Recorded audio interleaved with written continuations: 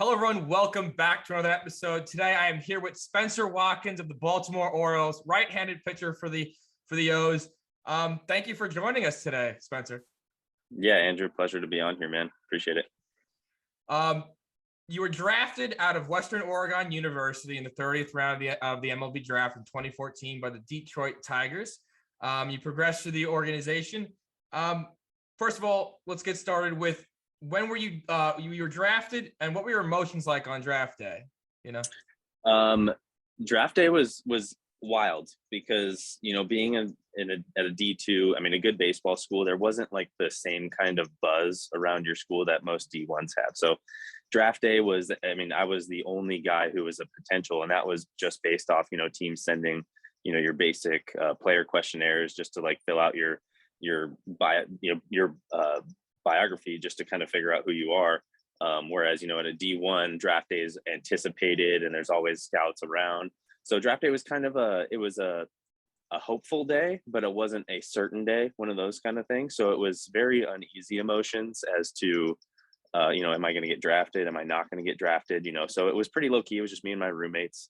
And we listened to everybody kind of gave me a tip to like not listen to the first day, like don't have that anticipation, like we understand what kind of potential draft we are, we're not going in the first day kind of a thing. So they're like, don't listen to the first day.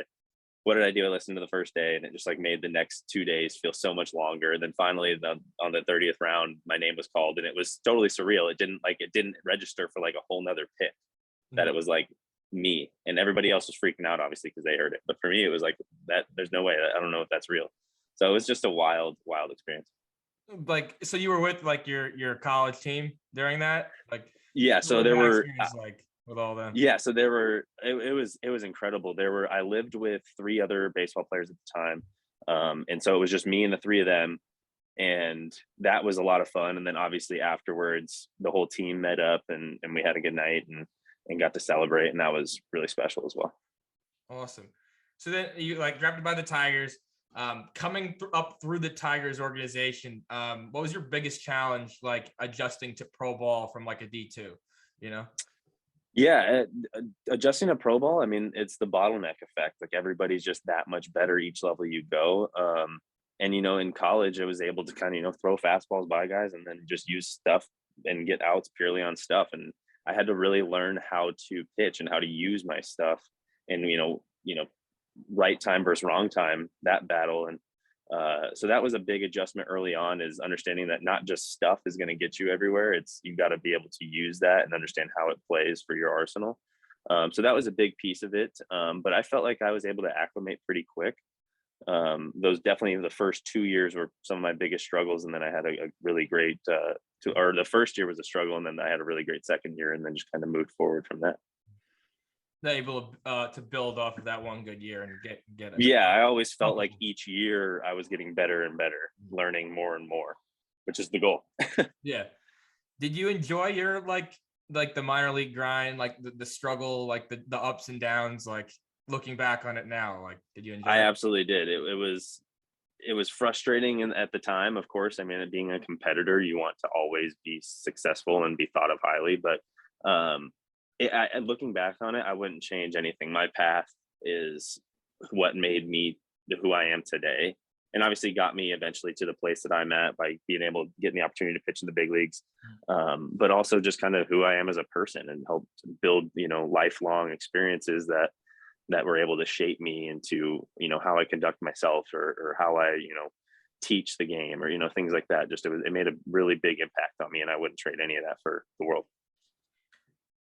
So coming up through the minors, did you like run into any current major league players, or any past major league players, and like did you get to pick their brain? Did you guys have any cool experiences with anyone, like especially like catchers too? Like, did you run into any major league catchers doing Absolutely. Oh yeah, dude, that was MLB catchers was a big one. I've experienced both sides. I've played with so many guys that I was able to, in the minor leagues, that I was able to then play against in the big leagues, which was really cool. And then, pretty much the entire Blue Jays lineup. And then also the other side, where like once I got up to like AA and AAA, the first veteran catcher I played with was his name Josh Tolles. Josh Tolles. Yeah, Josh. He was a veteran catcher. I think that Tolley, not Oh, Tolles. Was it Josh? His last name was Tolley, and he was the first like veteran catcher who was really that like, you know, fifth coach presence in the clubhouse.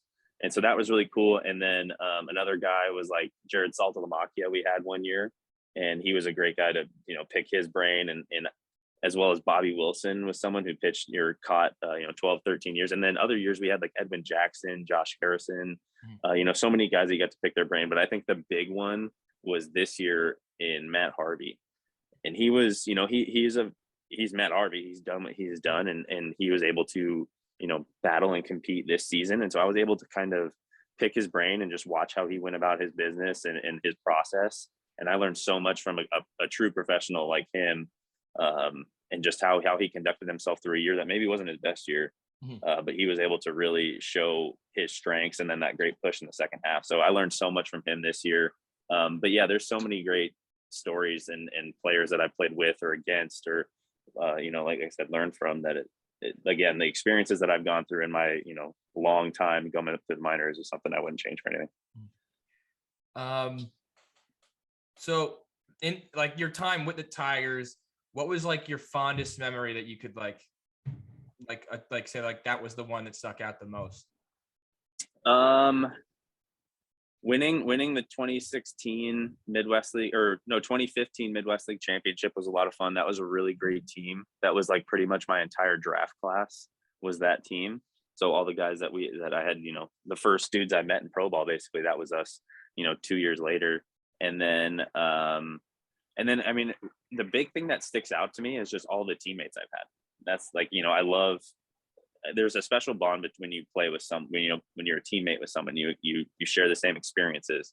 And I think the thing that stands out for me is not necessarily really one time with the Tigers, but more so just everyone I played with and experienced. I cherish those friendships and those connections. And yeah, that's kind of the thing that really sticks out. Well, in February of 2021, you ended up with the Baltimore Orioles. Have you enjoyed your time with them thus far? Yeah, absolutely. Yeah, the time with the Orioles has been phenomenal. Just in the way they kind of approached me and developing me, and they knew that, you know, I had done this for a long time. I have built a pretty good foundation, and they were able to just kind of assess a couple small things that made a big difference, and just was able to really help my career flourish at this point in my career. So my time with them has been phenomenal. Everybody I've played with and met in the front offices and, you know, on the rosters has been incredible.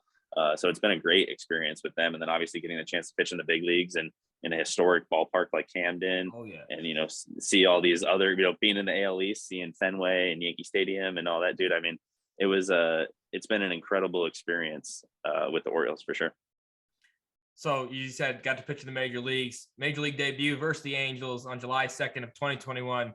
What were your emotions like? Like, when did it finally hit you that like, oh, I'm making my debut today kind of thing? Yeah. So I got called up 3 days prior to my debut to Houston to be on the taxi squad. And so I was like, okay, you know, there's a realistic shot. And a lot of guys have been going up on the taxi squad and hadn't gotten activated. So, you know, I went up and I was kind of like, okay, you know, maybe there's a good shot, but, you know, I doubt anything's going to happen.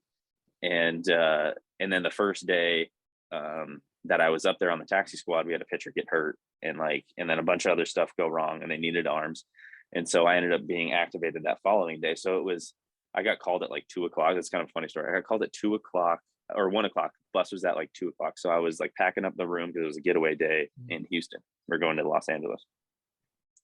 Get a call at like 1:00 from a Baltimore number I didn't have saved. And it was our operations guy and our travel secretary operations guy. And he's, you know, talking to me like, hey, what's going on? Blah, blah, blah. Just kind of checking in because I had like only been up there for 2 days. Just checking in and blah, blah, blah, blah. And then, oh, by the way, we're going to select your contract today. And I was, you know, it was one of those where it's just like, that's not real. Like, you're kidding. You know what I mean? Because it was just, you know, that's something that I've worked for so long, and it felt like it was so far out of reach. And now I was at the point where it was real. And the funny story being is that I finally got activated that day. The following night after the game, I completely freaked out and thought I forgot to pack my room because I basically blacked out once they told me I was going to, you know, go Yeah. pitch in the big leagues, So like, I was like, oh my God, I think all my suitcases in my room with all my clothes everywhere. It wasn't. I packed everything up, but I just totally blacked out when it happened, when I got that call, Yeah. and totally forgot. So that was wild. But the debut day was insane. I think I was shaking for the entire day. That was incredible. And then being able to pitch in, against the Angels in a beautiful stadium against, a potentially throwing against Shohei Ohtani, which I ended up getting pulled right before him. But it was incredible. It was more than I could have ever imagined a debut feeling like. It was truly special. That's awesome. That's awesome. Thus far, I was a pitcher myself before I tore my UCL, but what was the hardest hitter you've had to face thus far? Like, was it been the AL East guys or just anyone? Yeah, the AL East was pretty tough. The hardest hitter I had to face, Xander Bogaerts, was very tough. But that's a matchup that was in his favor. He has a very flat bat path, and I have a very straight flat fastball that stays above barrels. But so he was a tough out for me, and he hit me pretty hard. But I mean, you pick from any of those AL East teams, those dudes are strong. Just really good hitters, top 1 through 9. So yeah, I think Xander Bogaerts was the one that really gave me the most headaches. Have you got to pitch against a team that you like grew up like loving, or like yeah? Well, I think the big one was throwing against Detroit, Mm-hmm. the team who drafted me, and I came up with them. That was a really special moment, getting to pitch in Comerica against a ton of my really good friends that were on that roster, which was really special. And then I was a huge Diamondbacks fan growing up, so I didn't, we didn't get a chance to play any NL West when the time that I was up there. So I think that would be the big one, would be throwing against the Diamondbacks to get the chance. Awesome, but that like just play. I couldn't imagine being a pitcher in the AL East right now. There's a ton of dogs in there, Dude, and I like props to you, man, for just hanging just a in bunch there. of dudes. Yeah, just a bunch of dudes. It's and it was just every series, it was like, okay, first place, or fighting for first place, fighting for wild card, first place in the AL East, all that type of stuff. It's like, oh my goodness. They were all fighting for a spot too. So you weren't like facing a team that was like undermotivated. Like everyone was going out there. Like you had to face Vladdy, Marcus Semien, Springer against all the dogs, and it was just like I saw seeing that. 3 I was days, like, yeah, like you're not every getting an 3 days, easy new at bat series. anywhere. Exactly. And then the team that was outside of the AL East that would come in and be like the Braves or stuff like that is like, okay. There's no breath. There's no breather here. They don't have Acuna, but they do have Freeman, Albies, and the rest of the dogs now too. Yeah, they're still banging for sure. Yeah. Best advice you've received from a current major league player and then a coach as well. Best advice. Best advice. That's a good one. I picked the brain of Matt Harvey and John Means a lot this year on just like controlling the game mentally, and just being able, because with the stage that the big leagues are on, things can speed up really quickly or get out of hand really quickly. Being able to control the game and slow it down, you talk about slowing the game down from youth baseball all the way up, but I think it's an art that is so hard to master. And guys like John Means and Matt Harvey, guys who've done it for a few years, especially Matt Harvey, that was a piece that I really took from them, which was just kind of like controlling your focus points and not letting yourself like scatter around and focus on this, then try and focus on that, and then focus on another thing. It was kind of just simplifying your focus points to certain things, whether it's one pitch at a time, simple stuff we've heard our whole careers, but it was something from them that they just kind of allowed it to be like, oh, wow, these guys at the top of their game still do these things.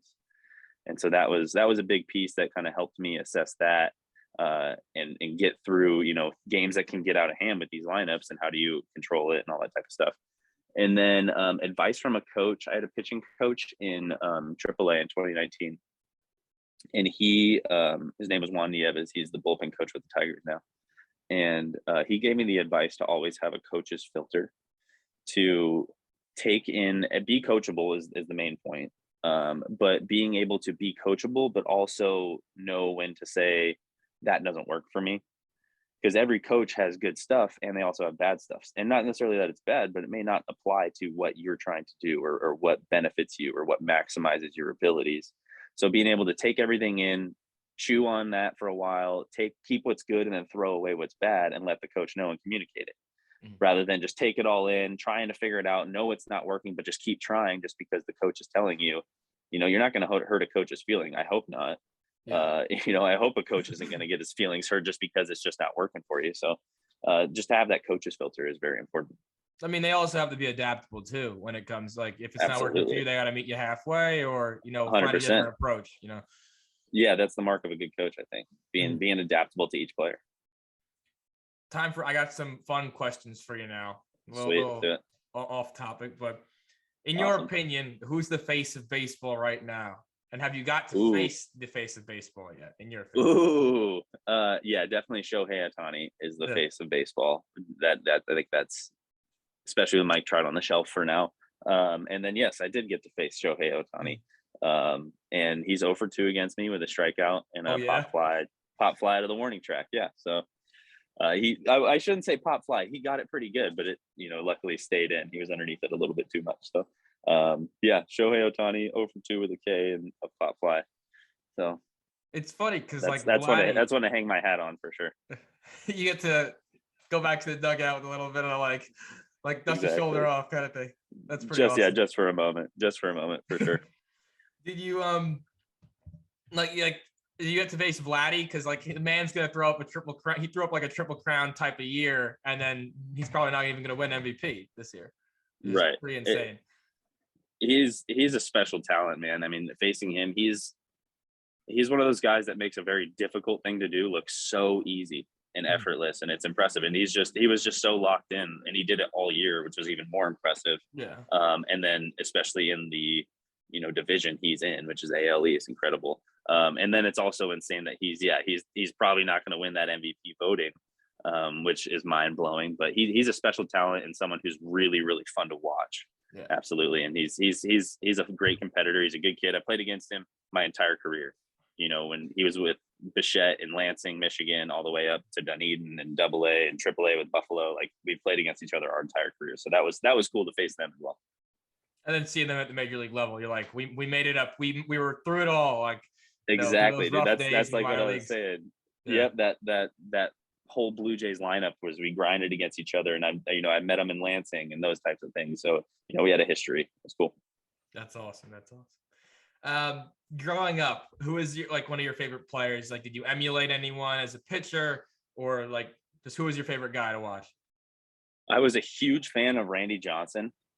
I'm a righty, so I wasn't a lefty, but I loved Randy Johnson. So I always tried to kind of emulate him and his intensity on the mound. And then also, being a Diamondbacks guy at the time, Damian Miller was a big fan. I was a big fan of him. He was a catcher at the time. And I was a catcher forever. I was a catcher and a pitcher, and I didn't really start pitching. I pitched when I was younger, that I didn't start pitching until my senior year of high school. I was a catcher for so long. Same. Yeah, and so Damian Miller was my guy when I was younger.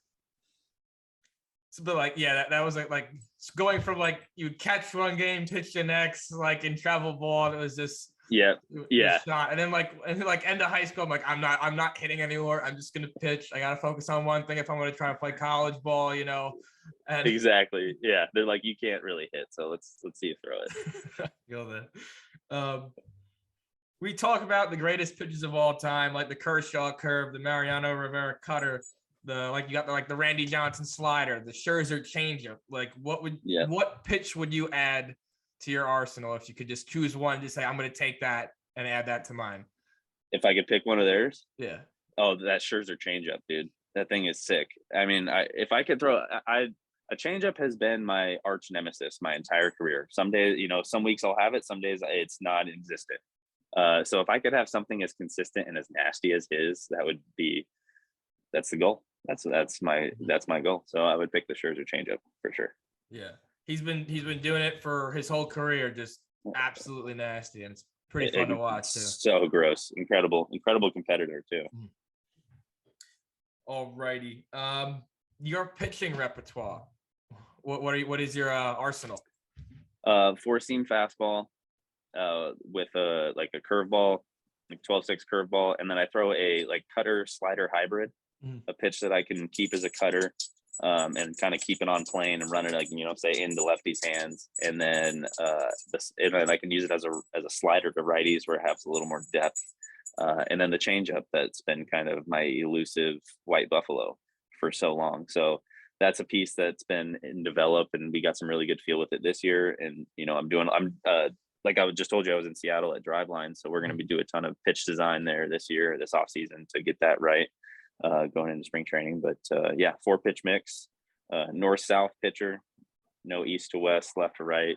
That's what I do. You enjoy your time up there in Driveline? I've seen a lot of guys up there. Love their videos. Dude.